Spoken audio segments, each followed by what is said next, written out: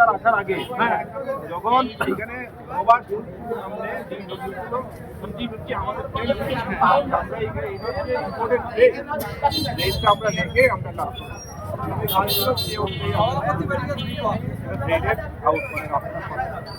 এরপরে MP sir এসে বলছেন যে ড্রেনের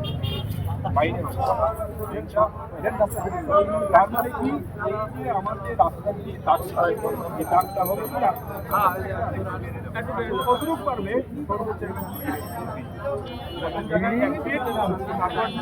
তারপর 3 ফিট তারপর ড্রেনের আউটলেট মানে আমরা আপনারা বলেছেন কেন এই রাস্তাটা রাখছি দেখেন আপনাদের দোকানের সমস্যা হচ্ছে অত্র এলাকার মানুষের চলাচল হচ্ছে চলাচল হচ্ছে আর এখন আপনাদেরকে মানে আমরা সমানভাবে সবাইকে একরকম প্রায়োরিটি দিতে হলে কি করতে হতো আমরা ওই একসাথে কেটে রাখতাম মানে প্রত্যেকটা মানুষ যাচ্ছে আমি যখন বিপদে পড়ি তো ওকে একটু বিপদে এখন মনে করেন আপনাদের 5টা দোকান 10টা দোকান অত্র এলাকার যত আমি দেখছি আপনি তো গাড়ি করে বেড়েও গেছে এখন বলো তোমরা দুইজন গাড়ি যাতায়াত দিবা না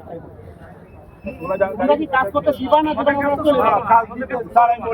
ইঞ্জিনিয়ারিং বন্ধ করতে হবে ইঞ্জিনিয়ারিং বন্ধ করতে হবে এখানে ইঞ্জিনিয়ার তারা একজন না সবাই ইঞ্জিনিয়ার সবাই